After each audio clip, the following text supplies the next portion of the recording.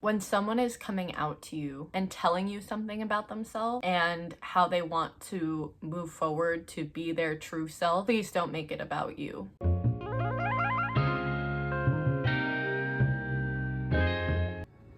Hello everyone, welcome back to my channel. If you are new here, hi, how are you? If you are coming back, thank you so much for coming back. I just want to let you know that all of my socials are in the description, my Twitter, Instagram, Twitch, and Redbubble if you want to support this channel. Also, I'm trying to get to 4,000 subs by my birthday, which is March 2nd. So if you want to do that, that would be absolutely amazing. And as always, like, comment, subscribe if you want to see more LGBTQ plus content from this space right here. So let's get into the video. It has been so long since I've done that. It's been like 2 weeks since I've done that, so I'm so sorry about that intro. And if you hear noise in the background, there was just a ginormous snowstorm in my area, so that's a thing. Most of my neighbors are out there using like their pushing snow blower thing, so if you hear that in the background, I apologize. So today I am going to be talking about 5 things you should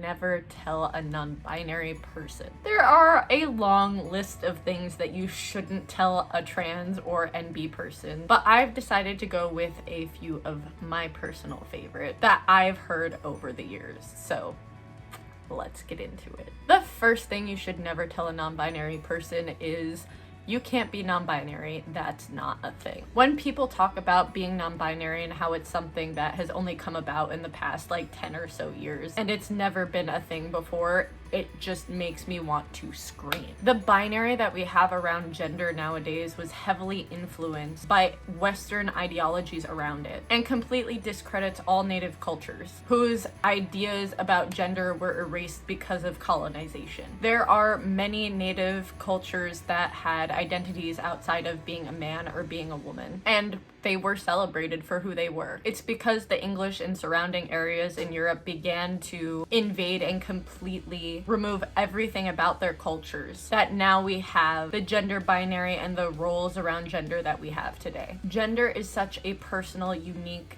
thing, and not everyone fits into or feels comfortable being seen or perceived as a man or a woman. So yes, being non-binary is a thing. Don't tell someone they're not just because you don't experience it. The second thing you should never tell a non-binary person is I'm not going to use your pronouns when you're not around, because it confuses other people. This is something that I've personally been told, and yes, this is transphobic. Being told by someone, especially someone you love, that they will use your pronouns in front of you and won't use them when you're not around is very hurtful. If the person that they're talking to doesn't understand why they're using your pronouns, that's on them. They shouldn't be uncomfortable by someone gendering you correctly. People have been using they, them as a singular pronoun in the English language for a very long time. It's not a new thing. The people who love and support you would be the kind of people to try and explain why they're using new pronouns for you and would understand why it's so important to keep using them even if you're not around, so that more people get used to the fact that non-binary pronouns are gonna be a thing in the future.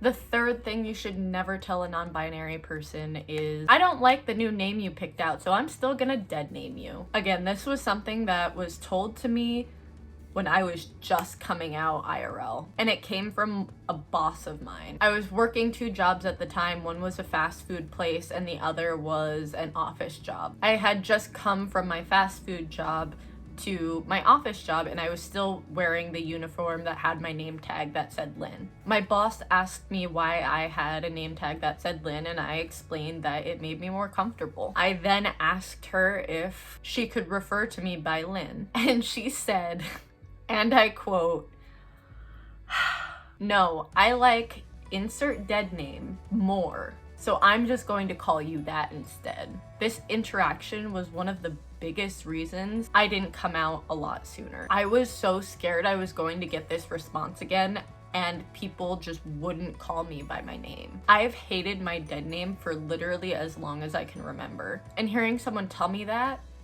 they didn't respect it, what I wanted to be called, was so hurtful. It's the most basic sign of respect to call a person by their name that they ask you to. So please, when a non-binary person tells you their name, just call them that name. It can be really damaging if you don't. The fourth thing that you should never tell a non-binary person is, but you don't look non-binary. This is the one that gets me mad the most. Gender expression and gender identity are two completely separate things. Just because someone doesn't look trans or non-binary enough for you doesn't mean that they aren't. Also, non-binary people do not owe anyone androgyny. I happen to be a non-binary person who is most comfortable being seen as having no gender or confusing people about my gender, but not everyone's like that. Some non-binary people are aligned with one or both of the binary genders and don't want to be seen as androgynous. Being non-binary is